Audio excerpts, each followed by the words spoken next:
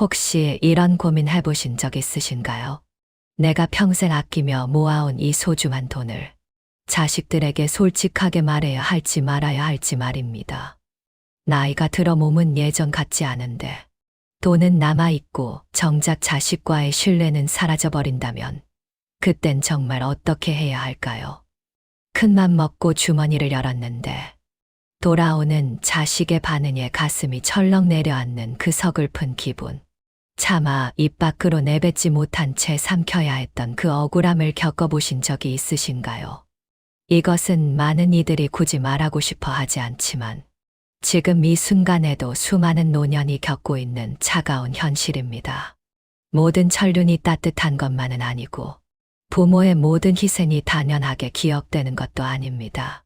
여든이 넘어서도 내가 대체 누굴 믿어야 하나라는 질문을 스스로에게 던져야 하는 삶. 오늘 소개해드릴 한 어르신의 사연은 우리에게 큰 울림을 줍니다. 노후란 그저 숨만 쉬며 버티는 것이 아니라 존엄을 지키며 스스로 선택권을 쥐고 살아야 한다는 사실을 다시금 깨닫게 해주거든요. 자식과의 관계를 해치지 않으면서도 내 노후 자금을 지켜낸 그분의 방법은 듣고 나면 정말 지혜로우시다라는 감탄이 절로 나옵니다. 올해 81가 된 박할머니의 이야기입니다. 제 이름은 박정순. 올해로 81가 되었습니다. 젊은 시절 공공기관에서 일하며 평생을 성실하고 정직하게 살아왔지요. 일찍이 남편을 간암으로 떠나보내고 홀로 두 남매를 키우느라 참 고생도 많았습니다. 넉넉지 않은 살림이었지만 쥐꼬리만 한 월급과 나중에 받게 된 월 1호영만 원 남짓한 연금을 쪼개고 또 쪼개며 버텼습니다. 술, 담배는커녕 옷 한 벌 제대로 사입지 못하고 살았어요. 오로지 내 자식들만큼은 남부럽지 않게 가정을 꾸리고 잘 살기를 바라는 마음뿐이었죠. 딸아이 대학 시절 학비가 모자라 전전긍긍할 때 몰래 한 학기 등록금을 보태주기도 했고 아들이 직장 생활 시작하며 첫 중고차를 살 때도 그동안 모은 쌈짓돈을 털어 계약금을 내주었습니다. 그때 제 수중에 남은 건 고작 1,000만 원 남짓이었지만 자식들 뒷바라지 하는 게 부모의 도리라 생각하며 아까운 줄 몰랐습니다. 세월이 흘러 자식들이 제짝 찾아 떠나고 저도 나이가 드니 문득 제 앞날이 걱정되더군요. 워낙 검소하게 살아온 터라 생활비는 크게 들지 않았고 연금도 매년 조금씩 오르니 지난 1여여 년간 또 얼마간의 목돈이 쌓였습니다. 가끔 놀러 오는 친구들은 제가 혼자 사는 낡은 아파트를 보고 혼자 지내니 돈 쓸 일도 없고 꽤 여유롭겠어 라고 묻곤 합니다. 그럴 때면 그저 웃음으로 답하곤 했지요. 사실 속으로는 잘 알고 있었습니다. 늙어서 가장 무서운 건 돈이 없는 게 아니라 자식이 내 돈을 알게 된 후 딴 마음을 품는 것이라는 사실을요. 주변을 보면 그런 일이 허다했습니다. 부모에게 집이 있고 예금이 있다는 걸 알게 된 자식들이 겉으로는 효도하는 척하면서 속으로는 주파나를 튕기는 모습들 말입니다. 자식이 나빠서라기보다 돈이라는 게 얽히면 천륜도 색이 변하기 마련이니까요. 저도 자식들에게 내 재정 상태를 말해줄까 고민한 적이 많았습니다. 하지만 막상 말했을 때 아이들이 어떤 태도를 보일지 생각하면 마음 한구석이 서늘해졌습니다. 돈 좀 보태달라고 손을 내밀면 어쩌나 싶기도 하고 그렇다고 끝까지 비밀로 하자니 나중에 내가 기력이 다하고 판단력이 흐려졌을 때 이 돈이 오히려 짐이 될까 두렵기도 했고요. 이 사실을 말해야 할까? 말한다면 누구에게 말해야 할까? 이 질문이 수년간 저를 괴롭혔습니다. 그러다 제 80살 생일을 기점으로 일어난 몇 가지 사건을 겪으며 저는 비로소 깨달음을 얻었습니다. 그리고 스스로 생각해도 참 영리하고 확실한 결정을 내리게 되었지요. 저에겐 두 자녀가 있습니다. 딸은 아들보다 4살 위인데 성격이 참 온순하고 다정해서 어릴 때부터 살림 미천 노릇을 톡톡히 했습니다. 반면 아들은 제 아버지를 닮아 묵묵히 제 할 일만 하는 스타일이었지요. 집안일에는 도통 관심이 없었습니다. 딸이 첫째를 가졌을 때 사위가 맞부서 이동을 해서 눈코 뜰 새 없이 바쁘다는 소식을 들었습니다. 저는 망설임 없이 딸네 집으로 가서 산후조리를 도와주겠다고 나섰습니다. 그때까지만 해도 엘리베이터도 없는 낡은 아파트 4층에 살며 매일 장바구니 들고 계단을 오르내리는 게 일상이었죠. 그런데 딸네 집에 머무는 동안 저는 평생 처음으로 대접받는다는 기분을 느꼈습니다. 사위는 출근 전 꼭 주방에 들러 어머님, 잘 주무셨어요? 입맛엔 맞으세요? 라며 제 안부를 물었고 제가 감기 기운이라도 있으면 점심때 짬을 내서 저를 병원에 데려갔습니다. 딸은 또 어찌나 지극정성인지 산후조리 중인데도 제 손에 물 한 방울 안 묻히겠다며 가사 도우미까지 불러주더군요. 저는 그저 손주 재롱만 보면 된다면서요. 그때 참 행복했습니다. 평생 고생하며 산 보람이 있구나 싶어 마음이 든든했지요. 저녁 식사 후 온 가족이 둘러앉아 과일을 먹으며 TV를 보던 그 평화로운 시간. 제 무릎에서 잠든 손주를 토닥이며 저는 참으로 평온했습니다.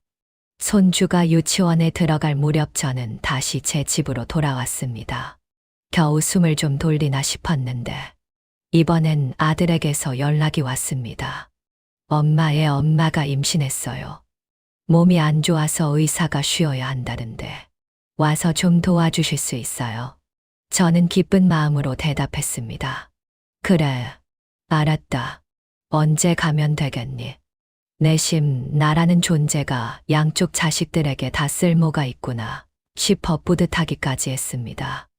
딸네 집에서 썼던 산후조리 메모까지 다시 꺼내보며 며느리 몸보신 시켜줄 생각에 들떠 있었죠. 하지만 아들네 집 대문을 들어선 순간부터 제 예상은 완전히 빗나갔습니다. 처음 며칠은 며느리도 웃으며 대하는 듯 하더니 어느 순간부터 저를 마치 집안일을 전담하는 사람처럼 여기기 시작하더군요. 아침 일찍 일어나 주방에서 정성껏 죽을 끓이고 있으면 며느리가 다가와 툭 한마디 던집니다. 어머니, 내일은 다른 것 좀 해주세요. 이 냄새가 좀 안 맞네요.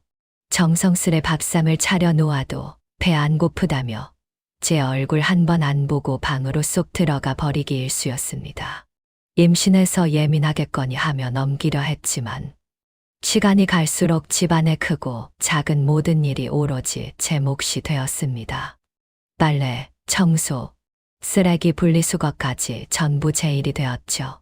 한 번은 거실 바닥을 다 닦고 무릎이 쑤셔 잠시 앉아 쉬고 있는데 방에서 나온 며느리가 바닥을 훑어보더니 그러더군요. 어머니, 여기 아직 먼지가 그대로 있네요. 직접적으로 시키는 건 아니었지만 마치 당연히 당신이 해야 할 일 아니냐는 식의 말투였습니다. 저는 밤 9시가 넘도록 주방에서 기름때 묻은 프라이팬을 닦아야 했습니다. 꼭 갓 튀긴 생선만 고집하는 며느리 때문에 손은 기름 범벅이 되고 늙은 몸으로 미끄러지지 않으려 안간힘을 써야 했지요. 그 4년 동안 저는 매달 받는 연금 1호영만 원을 고스란히 아들놈 손에 쥐어주었습니다. 생활비에 보태 쓰라는 마음이었지요. 가끔은 저도 먹고 싶은 게 있어 조금 남겨둘까 싶었지만 아들은 우리 집에 같이 사시는데 생활비는 당연히 분담하셔야죠라며 제 입을 막아버렸습니다. 가장 서러웠던 건 손주가 태어났을 때였습니다. 며느리 고생했다고 그동안 10원 한 장 안 쓰고 모은 쌈짓돈 2만 원을 봉투에 담아 건넸습니다. 제 딴에는 큰 돈이었고 몇 달을 아껴 모은 정성이었지요. 그런데 봉투를 받아든 며느리는 두께를 쓱 확인하더니 아무런 표정 없이 네 하고는 거실 탁자에 툭 던져두더군요. 옆에 서 있던 저는 고맙다는 인사 한마디 듣지 못했습니다. 손주가 태어난 날 너무 기뻐서 동네에 떡이라도 돌리고 싶었지만 며느리는 요즘 누가 그런 걸 하냐. 이웃들 시끄럽게 하지 마시라며 면박을 주었습니다. 저는 조용히 베란다에 나가 하늘을 보며 죽은 남편에게 속삭였습니다. 영감, 손주 왔어. 보고 있어. 자식들에게 대단한 보답을 바란 건 아니었습니다. 하지만 사람이 이 정도로 정성을 다하는데 그걸 당연한 권리처럼 여기는 모습에 가슴 한구석이 서늘해지더군요. 아들 집에서 보낸 4년은 그야말로 식모살이나 다름없었습니다. 명절 때조차 어머니 고생하셨어요라는 말 한마디 없었죠. 제가 감기라도 걸려 누워있으면 온 집안이 썰렁해지고 며느리는 불편한 기색을 숨기지 않았습니다. 딸아이의 안부 전화를 받을 때면 부엌에서 고기를 다지거나 빨랫감을 정리하면서도 엄마 잘 지낸다라고 거짓말을 해야 했습니다. 결국 손주가 초등학교에 들어갈 무렵 저는 제 집으로 돌아가겠다고 선언했습니다. 아들은 붙잡지 않았고 며느리는 오히려 홀가분하다는 듯 어머니 조심히 가세요 라고 말하더군요. 혼자 탄 택시 안에서 창밖바람을 맞는데 마음이 돌덩이처럼 차갑게 식어가는 게 느껴졌습니다. 다시 제 낡은 아파트로 돌아오니 비로소 숨이 쉬어지더군요. 누구도 저를 보며 인상을 쓰지 않고 제가 만든 음식이 짠에 싱겁네 타박하지도 않았습니다. 혼자 지내는 게 가끔은 적적했지만 남의 눈치 보지 않는 삶이 훨씬 단단하고 편안했습니다. 연금 1호역만 원이면 혼자 살기에 충분했습니다. 관리비와 공과금을 내고도 아꼈으면 매달 7영 8영만 원은 저축할 수 있었죠. 시장에서 좋아하는 반찬거리를 사다 소박하게 차려 먹는 일상이 건강하고 평온했습니다. 딸은 틈날 때마다 찾아와 말동무가 되어 주었습니다. 사위는 가끔 제가 좋아하는 영양 돌솥밥을 포장해 오며 어머니, 이 집이 나물도 많고 어머니 입맛에 딱일 거예요 라며 웃어주었습니다. 그럴 때면 10아들보다 사위가 낫다는 말이 가슴에 와닿곤 했습니다. 혼자 지낸 몇 년 사이 통장 잔고는 꽤 불어났습니다. 원래 있던 1,000만 원에 그동안 조금씩 모은 돈을 합치니 어느덧 8천만 원 정도가 되더군요. 저는 이 돈을 3년 만기 정기예금에 묶어두었습니다. 이자가 대단한 건 아니지만 숫자가 조금씩 불어나는 걸 보면 노후에 대한 불안감이 사라지고 든든한 보호막이 생긴 기분이었습니다. 낡은 집 한 채 있고 이 정도 비상금이 있으면 남은 생은 남 부끄럽지 않게 살겠구나 싶었죠. 하지만 이런 평화는 오래가지 않았습니다. 작년에 제 팔순이 되었을 때였습니다. 딸이 소박하게라도 잔치를 열어드리겠다고 하더군요. 저는 늙은이가 무슨 생일이냐며 손사래를 쳤지만 딸은 완강했습니다. 엄마가 평생 얼마나 아끼며 사셨는데 팔순인데 그냥 넘어갈 수 없지. 우리끼리 밥 한 끼라도 먹자면서요. 딸은 사위와 함께 조용한 한정식 집을 예약했고 가까운 친척들과 오랜 이웃 몇 분을 초대했습니다. 비용은 본인들이 다 낼 테니 걱정 말라더군요. 그날 식사 자리는 참 화기애애했습니다. 오랜만에 보는 얼굴들과 밀린 이야기를 나누며 참 잘 살았다는 생각에 마음이 뭉클했습니다. 그런데 아들과 며느리의 표정만큼은 시종일관 어두웠습니다. 식사 내내 며느리는 한마디도 하지 않고 젓가락질만 깨작거렸고 아들은 건성으로 대답하며 평소 좋아하던 갈비찜에도 손을 대지 않더군요. 잔치 분위기를 망치고 싶지 않아 모르는 척했지만 식사가 끝나갈 무렵 식당 밖에서 두 사람이 낮게 다투는 소리가 들렸습니다. 제가 다가가자 그들은 얼른 말을 멈추고는 어머니, 저희 먼저 갈게요. 애가 기다려서요라며 서둘러 자리를 떴습니다. 불길한 예감은 틀리지 않았습니다. 다음 날 아침 일찍 아들 부부가 제 집을 찾아왔습니다. 며느리는 문을 열자마자 눈시울이 붉어지더니 소파에 앉아 눈물을 뚝뚝 흘리더군요. 집안에 무슨 큰일이라도 난 줄 알고 깜짝 놀라 물었습니다.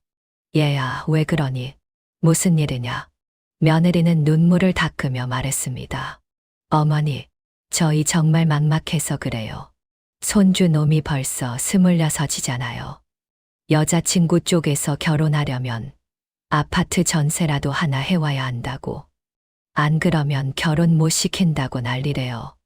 상황 파악을 하기도 전에 아들이 말을 못했습니다. 엄마, 저랑 집사람이랑 정말 열심히 살았는데 요즘 경기가 너무 안 좋잖아요. 집값은 천정부지로 섰고 저희 형편의 전세금 마련하기가 도저히 불가능해요. 두 사람의 이야기를 들으며 참 고생이 많겠구나 싶어 마음이 짠해졌습니다. 조금이라도 도와줄 방법이 없을까 고민하던 찰나 며느리가 제 손을 꽉 잡으며 본색을 드러냈습니다. 어머니, 그래서 여쭤보는 건데 혹시 이 아파트 파실 생각 없으세요? 이거 팔아서 애 전세금 보태주시고 어머니는 저희 집으로 들어오세요. 저희가 정말 정성으로 모실게요. 머릿속이 하얘졌습니다. 아들이 말을 이었습니다. 엄마 혼자 계시는 거 위험하기도 하잖아요. 여기 엘리베이터도 없어서 무릎도 아프실 텐데. 저희 집 이제 좀 넓은 데로 옮겨서 방 하나 비워뒀어요. 저희랑 같이 살면 외롭지도 않고 얼마나 좋아요. 며느리의 눈빛을 보았습니다. 그건 시어머니를 걱정하는 눈빛이 아니라 계산기를 두드리는 눈빛이었습니다.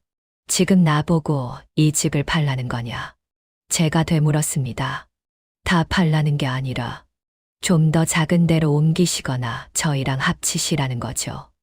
저희가 차액은 잘 관리해 드릴게요. 며느리의 목소리는 낮았지만 단호했습니다. 잠시 침묵이 흘렀습니다. 이 집은 너희 아버지랑 내가 피땀 흘려 마련한 집이다. 내 인생의 마지막 굴이야. 이 나이에 여기저기 옮겨 다니며 살고 싶지 않다. 제 대답에 며느리의 표정이 순식간에 일그러졌습니다. 어머니, 혹시 이 집 나중에 형님 주시려고 그러시는 거예요? 며느리는 몰아붙이듯 말했습니다. 그제야 모든 게 확실해졌습니다. 식단에서 그들이 다퉜던 이유, 갑작스러운 팔순 잔치 방문, 손주 결혼 자금이 부족해서가 아니라 제가 이 집을 딸에게 줄까봐 전전긍긍하며 먼저 선수치려 했던 것이었습니다. 가슴 한구석이 서늘해졌습니다. 정성껏 차려드린 팔순 잔치상이 결국 제 명의의 재산을 어찌해 보려는 주판알 튕기는 소리로 변질되다니요. 이 나이쯤 되면 자식들이 엄마, 어디 아픈 데는 없으세요? 요즘 적적하진 않으세요? 하고 물어봐 줄 줄 알았습니다. 그런데 정작 그들의 관심은 제 아파트가 얼마인지, 통장에 남은 돈은 얼마인지에만 쏠려 있었습니다. 그 순간 저는 깨달았습니다. 이제는 저 자신을 지키기 위해 무언가 결단을 내려야 한다는 사실을요. 제가 사는 이 낡은 아파트는 지은 지 30년이 훌쩍 넘었지만 입지가 꽤 괜찮습니다. 시장도 가깝고 병원이나 공원도 걸어서 갈 수 있는 거리죠. 몇 년 전 근처에 지하철역이 새로 생기면서 집값이 꽤 올랐다는 소문은 들었습니다. 낡은 집이라도 지금 팔면 6억 원은 좋게 받을 수 있을 거라고들 하더군요. 하지만 저는 단 한 번도 이 집을 팔 생각을 해본 적이 없습니다.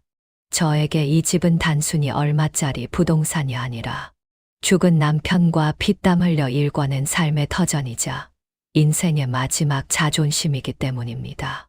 새벽마다 들리는 새소리, 오후면 베란다에 앉아 지나가는 사람들을 구경하는 그 평온한 일상이 저에게는 무엇보다 소중한 안식처였습니다. 아들과 며느리는 이미 자기들끼리 계획을 다 세워둔 모양이었습니다. 그날 돌아간 뒤 며칠 지나지 않아 아들에게서 다시 전화가 왔습니다. 엄마, 저희랑 다시 좀 얘기해요. 손주 놈이 그 아가씨를 정말 좋아해요. 집 문제 때문에 헤어지게 둘 수는 없잖아요. 다시 찾아온 두 사람은 이번엔 아파트 분양 광고 전단지를 한 뭉치 들고 왔습니다. 빨간 펜으로 동그라미까지 쳐가며 자금 계획을 설명하더군요. 이것 보세요. 어머니, 계약금만 있으면 중도금은 대출로 해결돼요. 한 8억 하는 집인데 당장 2억 정도만 있으면 되거든요. 저희가 5천만 원은 어떻게든 마련해 볼 테니 나머지는 어머니가. 저는 전단지의 글자를 멍하니 바라보았습니다. 글씨는 선명했지만 머릿속은 안개가 낀 듯 흐릿했습니다. 그러니까 나더러 1억 5천만 원을 내놓으라는 말이냐.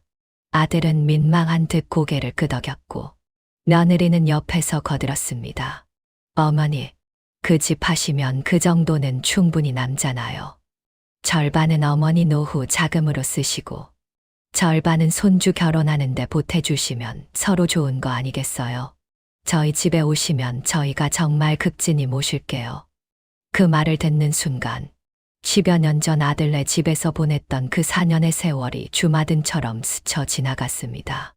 손주를 돌보고 살림을 도맡으면서도 혹여 기침 소리가 방해될까 조심스러웠던 시간들. 지금 저들은 효도를 말하지만 그 전제 조건은 제가 집을 팔아 돈을 내놓는 것이었습니다. 저는 한 글자 한 글자 힘주어 말했습니다. 나는 이 집 팔 생각 없다. 공기가 순식간에 얼어붙었습니다. 아들이 다급하게 말을 이었습니다. 엄마, 저번에 혼자 사시는 거 적적하다고 하셨잖아요. 저는 고개를 저었습니다. 아무리 외로워도 자존심 없이 사는 것보단 낫다. 제 말에 며느리의 표정이 확 바뀌더군요. 찻잔을 탁 소리 나게 내려놓으며 일어섰습니다. 어머니, 저희는 다 어머니 위해서 드리는 말씀이에요. 지금이야 건강하시지만 나중에 갑자기 편찮아지시면 어떡하시려고요.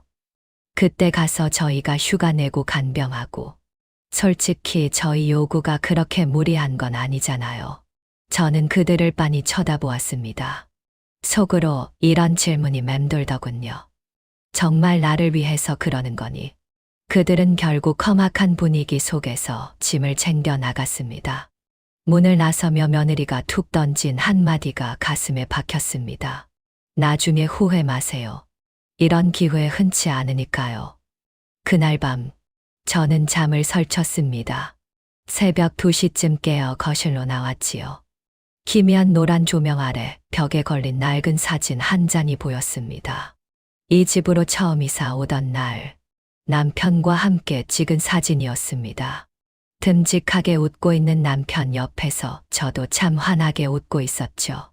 그때 우린 통장 잔고도 별로 없었고 대출금 갚느라 허덕였지만 서로에 대한 신뢰가 있었고 앞날에 대한 희망이 있었습니다. 저는 사진 속 남편에게 나지막이 속삭였습니다. 여보, 저 아이들은 나를 걱정하는 게 아니라 내 집을 탐내는 것 같아. 당신이 여기 있었다면 내 마음이 얼마나 아픈지 알았을 텐데. 다음 날 아침, 저는 딸에게 전화를 걸어 어제 있었던 일을 털어놓았습니다. 딸은 한참을 침묵하더니 말했습니다. 엄마, 우린 엄마 집 탐낸 적 없어요. 엄마가 팔고 싶으면 파는 거지만 저는 딱 하나만 묻고 싶어요. 그 집 가서 사시면 엄마가 정말 행복하실 것 같아요. 그 말에 정신이 번쩍 들었습니다. 딸의 질문은 제 마음속 가장 깊은 두려움을 꿰뚫고 있었습니다. 맞습니다. 집을 팔아 손주의 행복을 산다고 한들 제 노후의 평안은 어디에 있겠습니까? 몸이라도 움직일 수 있을 땐 구박을 견디겠지만 정말로 기력이 다해 누워만 있게 되었을 때 그들이 저를 지금처럼 대할까요? 저는 그 순간 결심했습니다. 집은 절대 지키겠다고요. 하지만 이대로 시간을 끌기만 해서는 해결될 문제가 아니었습니다. 그들의 시선은 여전히 제 집을 향해 있을 것이고 조만간 제 예금 통장까지 눈독을 들릴 게 뻔했습니다. 제 노후를 지킬 마지막 보루를 마련해야 했습니다. 그날 저녁, 저는 따뜻한 물에 발을 담그고 앉아 제 재산을 정리해 보았습니다. 정기예금 8천만 원과 약간의 수시 입출금 통장, 그리고 매달 들어오는 연금 150만 원. 부유하진 않지만 혼자 살기엔 충분한 금액입니다. 아이들이 제 수중에 돈이 있다는 걸 이미 눈치챈 이상 차라리 제가 먼저 패를 보여주고 상황을 주도하는 게 낫겠다는 생각이 들었습니다. 물론 모든 패를 다 보여줄 수는 없었죠. 며칠 뒤 저는 아들과 딸 부부를 모두 집으로 불렀습니다. 그냥 밥 한 끼 먹으며 집안일상에 좀 하자는 가벼운 말투로요. 그날 점심, 저는 정성껏 상을 차렸습니다. 아이들이 어릴 때 좋아하던 불고기와 잡채, 구수한 된장찌개에 갓 지은 솥밥까지 준비했죠. 모두가 식탁에 둘러앉아 저는 천천히 입을 뗐습니다. 요 며칠 생각을 많이 했다. 너희 형편이 어렵다는 것도 알고 손주놈 장가 보내는데 아비어미 마음이 오죽하겠냐 싶더구나. 할머니로서 나도 보탬이 되고 싶고. 아들의 눈이 순식간에 반짝였습니다. 자세를 고쳐 잡으며 맞장구를 치더군요. 엄마, 역시 저희 마음 알아주시는 건 엄마뿐이에요. 저는 고개를 끄덕이며 말을 이었습니다. 그래서 내가 평생 아껴 모은 쌈짓돈 중에서 좀 내놓기로 했다. 아들, 딸 똑같이 2천만 원씩 줄 테니 요긴하게 써라. 딸은 깜짝 놀라며 손사래를 쳤습니다. 엄마, 안 돼요. 이 돈이 어떤 돈인데. 엄마 노후에 쓰셔야죠. 우린 괜찮아요. 저는 딸을 보며 인자하게 웃었습니다. 걱정 마라. 나 매달 연금도 나오고 혼자 살기엔 부족함 없다. 어차피 나중에 너희 줄 돈인데. 미리 주는 게 내 마음도 편할 것 같아서 그래. 아들은 기다렸다는 듯 덥석 받았습니다. 감사합니다. 엄마, 이 정도면 전세금 보태는데 큰 힘이 되겠어요. 손주 놈한테 할머니 은혜 잊지 말라고 꼭 단속하겠습니다. 말이 끝나기 무섭게 며느리가 미리 준비해 온 듯한 작은 봉투를 내밀더군요. 어머니, 그래도 저희가 영수증이라도 써드려야죠. 나중에 딴 말 안 나오게요. 저는 손을 내저었습니다. 됐다. 내가 좋아서 주는 건데 무슨 영수증이냐. 딸은 돈 봉투를 쥐고 한동안 고개를 떨군 채 말이 없었습니다. 사위는 복잡 미묘한 눈빛으로 저를 묵묵히 바라보고 있었고요. 식사가 끝난 뒤 아들은 설거지를 돕는 척하며 슬쩍 제 눈치를 살피더군요. 엄마, 혹시 여유 자금 조금 더 있으세요? 나중에 전세금 잔금이 조금 모자라면 그때 가서 아주 조금만 더 빌려주실 수 있나 해서요. 저는 담담하게 대답했습니다. 2천만 원이 내가 내놓을 수 있는 한계다. 나머지는 건드릴 수 없는 정기예금이고 내 마지막 노후 자금이야. 아들은 더 묻지 않았지만 알겠어요. 엄마, 고마워요라는 말 뒤에 숨겨진 아쉬운 기색은 감추지 못하더군요.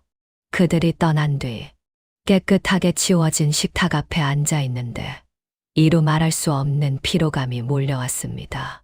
그날의 식사는 정겨운 팔순잔치도 따뜻한 가족 모임도 아니었습니다. 그저 돈을 매개로 한 차가운 거래였을 뿐이었죠. 저는 잘 알고 있었습니다. 2천만 원이 집 구하는데 큰 돈이 아니라는 걸요. 하지만 저는 딱 그 정도만 주기로 했습니다. 자식에게 성의는 보이되 그들이 제 노후를 송두리째 흔들지 못하게 선을 그은 것이었죠. 남은 4천만 원은 제 생명줄이나 다름없기에 절대로 내비치지 않으리라 다짐했습니다. 하지만 제 예상보다 자식들의 욕심은 더 끈질겼습니다. 일주일도 채 지나지 않아 아들이 또 전화를 걸어왔습니다. 이번에는 과일 한 봉지를 들고 혼자 찾아왔더군요. 엄마, 지난번에 주신 돈 정말 큰 힘이 됐어요. 그런데 저희가 계산기를 두드려 보니 인테리어랑 가구비가 한 6천만 원은 더 들겠더라고요. 혹시 엄마 통장에 바로 쓸 수 있는 현금이 조금 더 있으면 빌려주실 수 없을까요? 나중에 꼭 갚을게요. 과일을 깎아주려던 제 손이 멈췄습니다. 눈앞에 앉은 이 아들이 제가 알던 그 아이가 맞나 싶어 낯설게 느껴졌습니다. 어릴 적 열이 펄펄 끓으면 밤새 잠 한숨 못 자고 간호하던 아이. 대학 합격 소식에 베란다에서 혼자 눈물 훔치게 했던 내 자랑스러운 아들. 장가 보낼 때 혹여나 기죽을까봐 발바닥에 불이 나게 뛰어다니며 뒷바라지했던 내 자식이었습니다. 그런데 이제는 제 앞에 앉아 제 마지막 노후 자금까지 내놓으라며 손을 내밀고 있었습니다. 저는 고개를 저었습니다. 너희는 이제 손주 결혼만 신경 쓰면 되지만 나는 이제 내 몸 하나 지탱하기도 힘든 나이다. 이 돈은 내가 아플 때 써야 할 돈이야. 아들은 제 대답을 예상했다는 듯 더 고집 피우지 않고 일어섰습니다. 하지만 그 뒷모습에서 느껴지는 싸늘함에 저는 다시 한번 결심했습니다. 제 주머니의 돈은 이제 더 철저히 지켜야겠다고 말이죠. 그날 밤 저는 딸에게 전화를 걸어 모든 상황을 설명했습니다. 딸은 한참을 망설이더니 이렇게 말하더군요. 엄마, 그러면 남은 돈은 제가 관리해 드릴까요? 오빠가 자꾸 와서 달라고 하면 엄마 마음도 약해질 텐데 제가 딱 쥐고 있을게요. 저는 고개를 끄덕였습니다. 그래, 나도 그 얘기를 하려던 참이었다. 다음 날, 저는 딸과 함께 은행으로 향했습니다. 남은 4천만 원을 새로운 계좌로 옮기고 관리 권한을 딸에게 넘겼습니다. 동시에 저희는 간단한 서류 한 장을 작성했습니다. 이 돈의 소유권은 박정순에게 있으며 딸은 관리만 대행할 뿐 본인의 허락 없이는 단 한 푼도 인출할 수 없다는 내용이었죠. 딸은 정성스럽게 제 이름을 적고 서류를 봉투에 담으며 말했습니다. 엄마, 어떤 일이 있어도 이 돈은 제가 지킬게요. 엄마가 필요하실 때 언제든 말씀만 하세요. 바로 보내드릴 테니까요. 가슴을 짓누르던 돌덩이가 내려앉는 기분이었습니다. 이건 자식을 못 믿어서가 아니었습니다. 제 노후를 스스로 책임지겠다는 의지였고, 냉혹한 현실 앞에서 저 자신을 지키기 위한 최소한의 방어선이었습니다. 저는 이제 모든 준비가 끝났다고 생각했습니다. 하지만 아들의 집념은 제 상상보다 훨씬 집요했습니다. 딸에게 돈을 맡기고 며칠 지나지 않은 어느 날 밤이었습니다. 9시가 다 된 시간에 아들이 다시 문을 두드렸습니다. 이번에도 혼자였습니다. 손에는 제가 좋아하는 바나나와 사과가 들려 있었고 얼굴에는 억지스러운 미소가 가득했습니다. 엄마, 지나가는 길에 생각나서 들렀어요. 불안한 예감이 들었지만 저는 아들을 집 안으로 들였습니다. 그는 자리에 앉자마자 본론을 꺼냈습니다. 엄마, 지난번에 주신 2천만 원은 정말 고마워요. 그런데 솔직히 말씀드리면 조금 더 필요해요. 예, 엄마가 그러는데 엄마 수중에 분명히 비상금이 더 있을 거라고 하더라고요. 며느리 이름이 나오자 저는 눈살이 찌푸려졌습니다. 걔가 그걸 어떻게 아니? 아니, 그냥 짐작하는 거죠. 엄마 성격에 딱 2천만 원만 남겨뒀을 리 없다고. 아들의 눈빛은 흔들리고 있었습니다. 저는 깨달았습니다.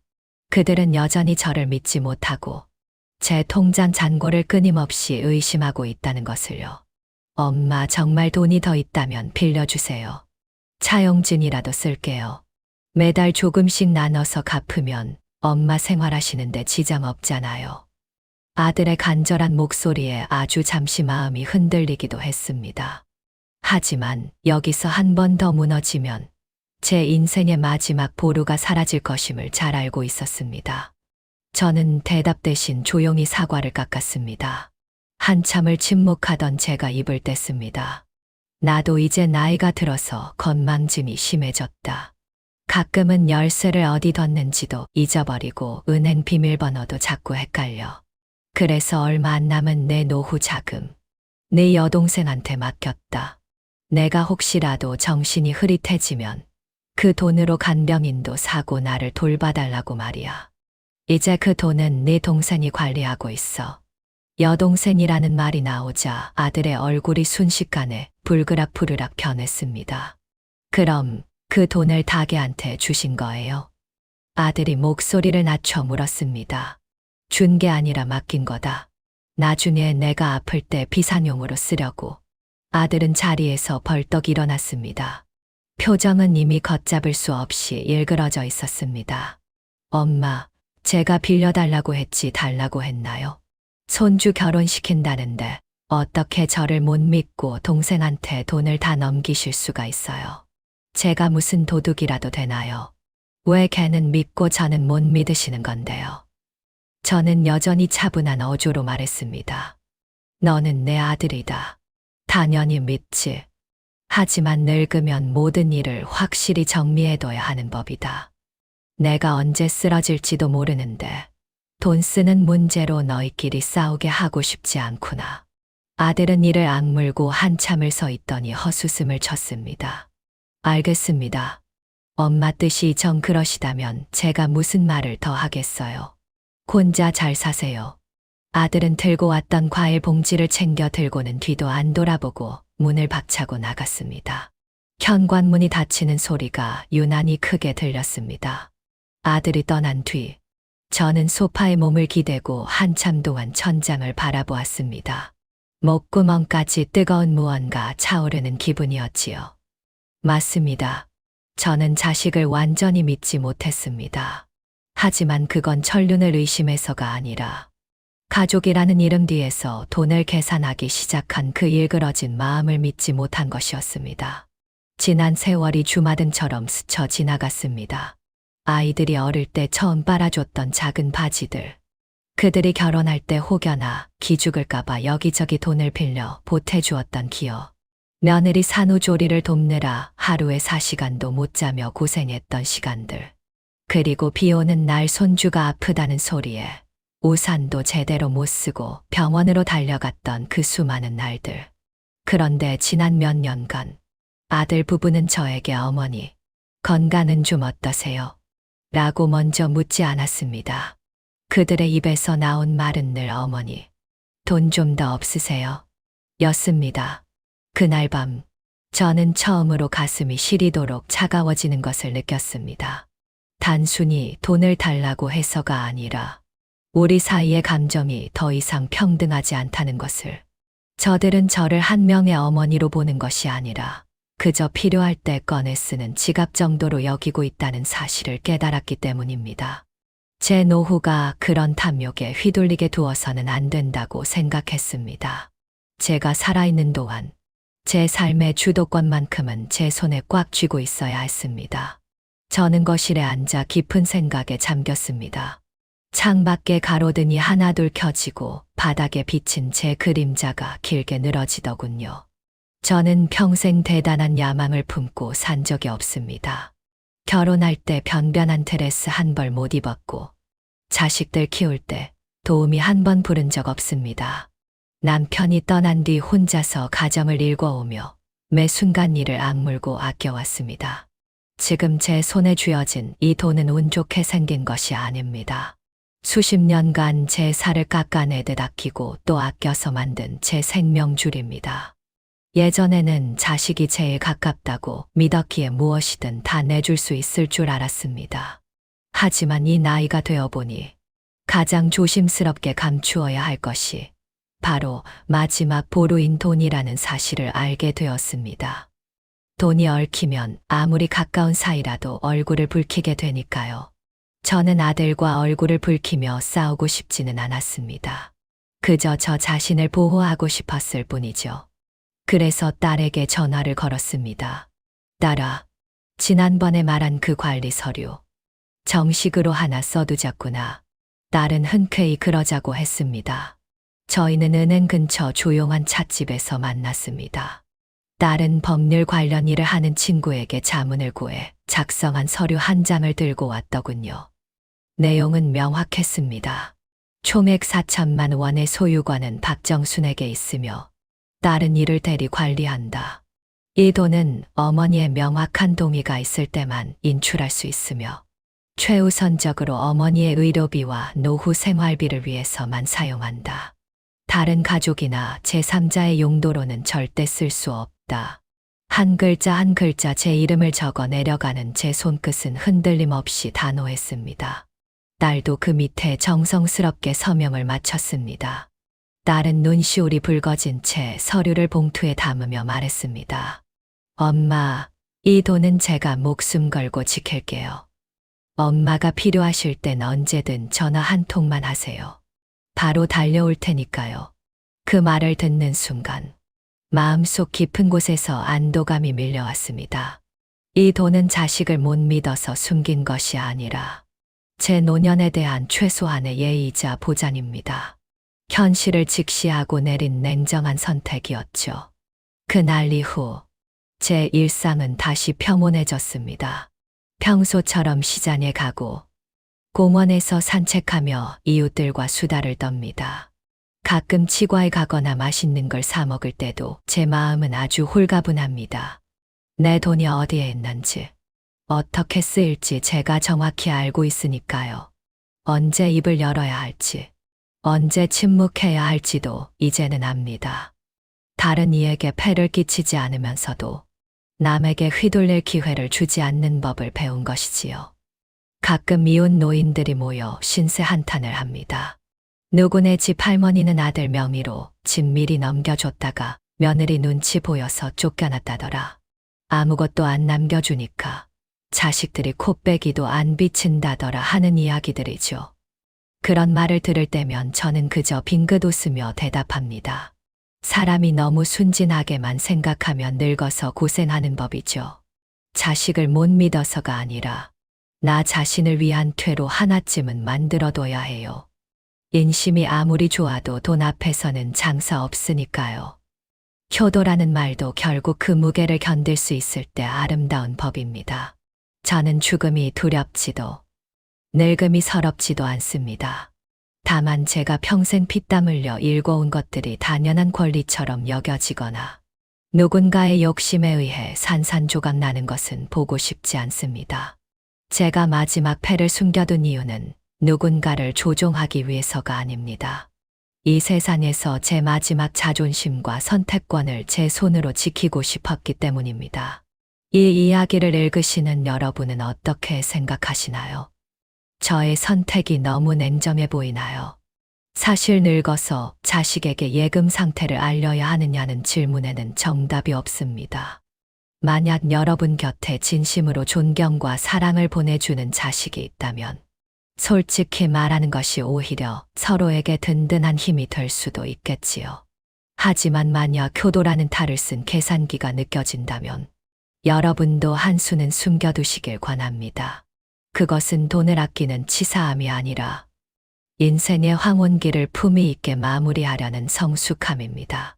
내 노후를 확실히 갈무리하는 것은 의심이 아니라 자기 보호입니다. 이것이 제가 81가 되어 배운 인생의 마지막 가르침입니다. 여러분이라면 자식에게 모든 것을 털어놓으시겠습니까? 아니면 자신만의 마지막 보루를 남겨두시겠습니까? 자식들의 간절한 요구와 자신의 존엄 사이에서 어떤 선택을 하는 것이 가장 지혜로운 길일까요? 아마 많은 분이 비슷한 상황에서 가슴앓이하고 계실 겁니다.